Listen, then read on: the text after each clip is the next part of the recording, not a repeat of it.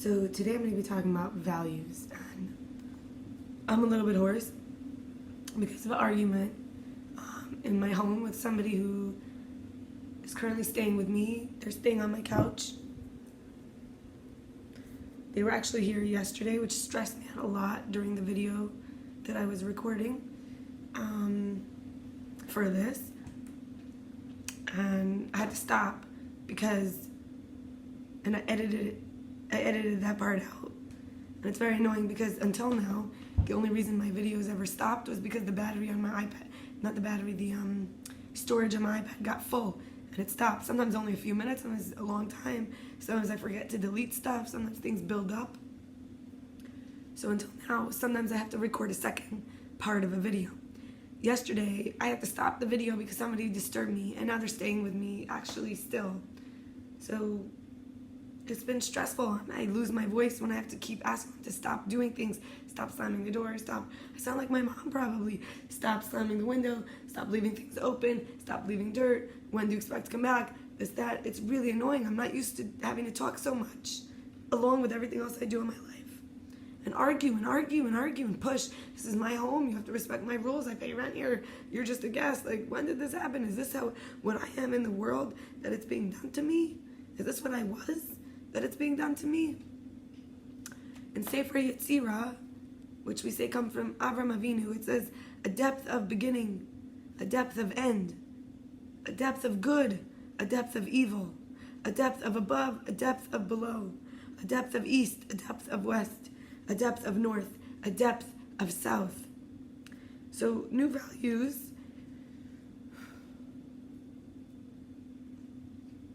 I'm gonna get a little sip of water.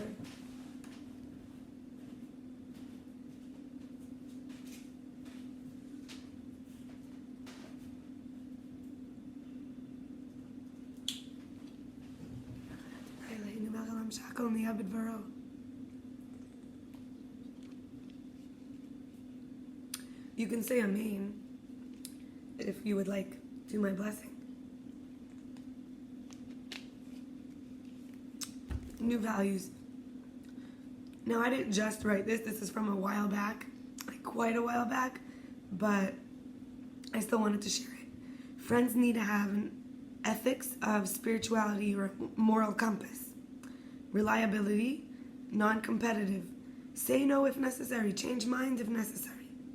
Thank the adaptations that don't work.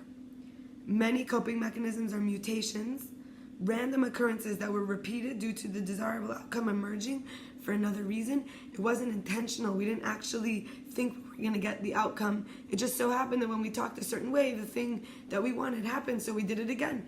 And that's how we develop our personalities.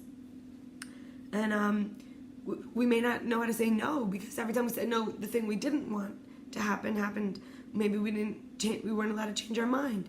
Maybe somebody challenged us so much that we stopped being competitive, even healthy competitive. Maybe reliability. It's like we want to always be able to be late or cancel, and so we put up with other people doing that.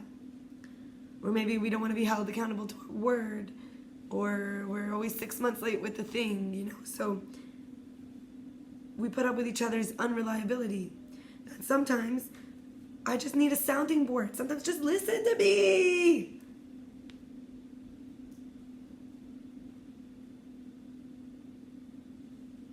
Right? Like, don't make me scream or argue. Another thing is giving allowance is free. It's free to give allowance. And most priceless, you can let anyone be who they are. Allow them. Then God needs me to choose God. A relationship with a loving God, when it's hard, is what brings blessing. Affirmations is my inner teacher, leading me onward toward, like in a godly direction. I keep affirming the godly self. I'm given opportunities in the darkness to shine, even if it's just one set of eyes watching me, right? Consent is actually a felt sense of submission, agreement. It is a yes.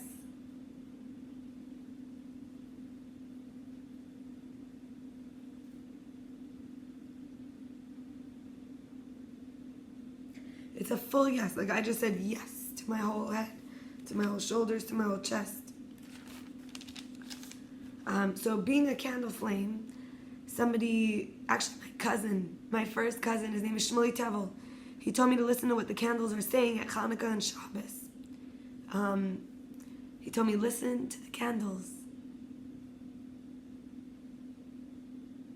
And it's true, we hear the energy, right? When I hear someone's energy, I hear their energy screaming, but they're not even raising their voice.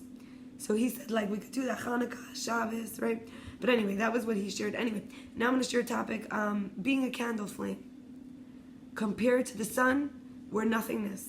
But compared to a dark room, we are significance. We are worth our weight. And we get to feel important. When we're neutralized from being too heavy or too light in mattering. Matter is literally how much we matter, how much we need to take up space, how much we need to exert our force and apply pressure and rebel and force our way and dominate and control, right? And often that's how we feel we are. That's how we feel that we're worth our weight. So it makes us feel we're important, right? Manis Friedman says God needs us to choose him. He created this dark, the veils, the falsehood. He implanted it all so we could have options, so we could actually have a free choice.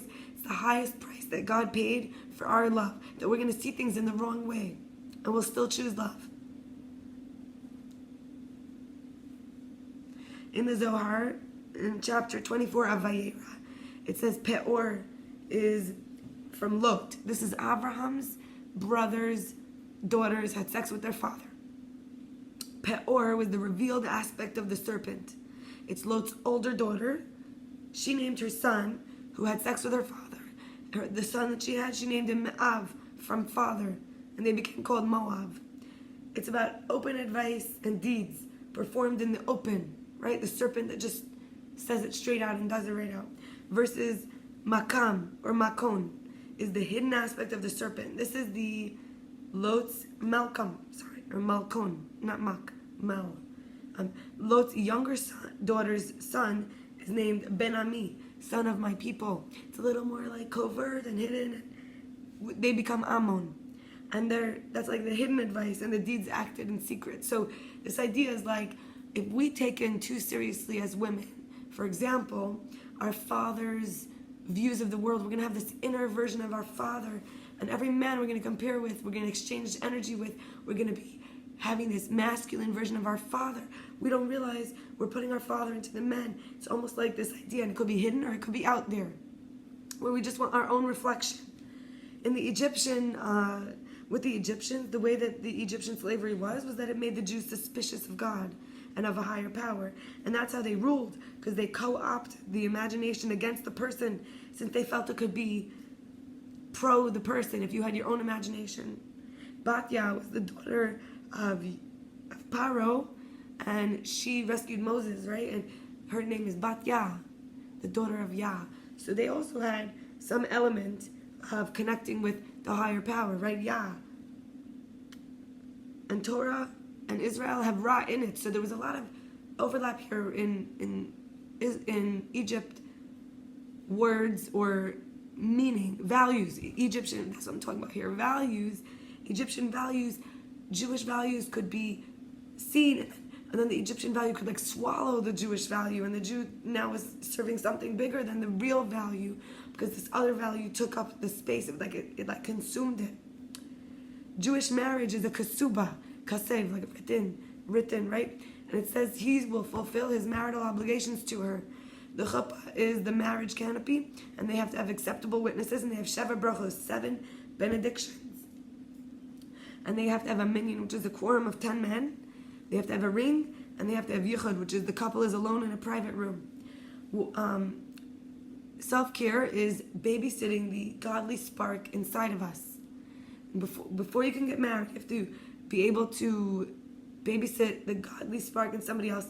Now, I'm talking here clearly about relationships, but I'm talking about all these different ways of looking at it. For example, a leader serves people, doesn't want to get served, serves as a light. Remember I talked about the candle flame? Their presence has a sound. You can hear their flame without them saying a word. They had to traverse. They had to traverse prior to now. You have to see where a leader has to see where the traveler's coming from and where the traveler's going to give the right advice and to lead them in the right direction. They have to be like a lighthouse, right? A guide. And in terms of values here, I'm gonna finish up with saying that in Quantum Torah, the website by Alexander Poltorak, he says change is time is the measure of change. Space is the lack of change, and mass as the measure of inertia is resistance to change. So change is time is the measure of change. It's before, beginning, and after. Before, middle, and after, right? Then you have space is the lack of change. Space is like there's no change. This bottle takes up this space because it's not moving here to here. But the time it takes to get here to here is the change, right? And then as a measure, and mass, the weight of it is measure, or the dense, the resistance to being moved, right, is mass. You can't just float away in the wind. Then you have waste. Physicality is a byproduct of information, right? Becoming form, there's a product. It comes together. Something, these two that didn't come together, they have like a skin outside of them. Then they touch and they become one. The skin is like, or the separation becomes waste. So information has something that it releases every time. Matter is like the excrement of the angels. Angels carry and transmit information. They're the messengers. They're living beings, and they work to have balance inside by excreting energy. Divider, host. So we're living beings, and we work to have balance inside. So we excrete the energy, and then there's the divider, right? There's the host. So we separate it, and then we could come together with the one. And then there's the waste of whatever that was. Knowledge is partaking of the tree of knowledge of opposites, requires us to be an observer, participating by taking a stance and a perspective, which then gives us a location and a weight and a viewpoint that requires a physical body. We collapse what's called the wave function, where you could take up all these fluctuations, these random maybe states.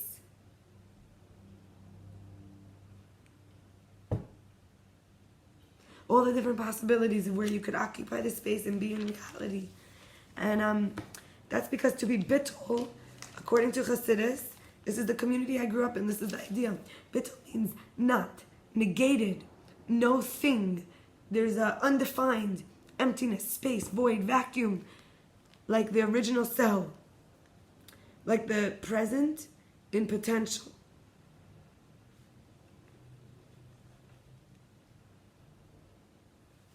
It's a kind of like this idea of this emptiness, this space, this void, this vacuum of what could have been that never was, but is here now. And that's different than, let's say, when we say affirmations, I am that, or, because like I said yesterday, I gave an example. I said yesterday, I was offering prompts, and prompts we write, and we write, things that come out from a part of us, a body wisdom. And,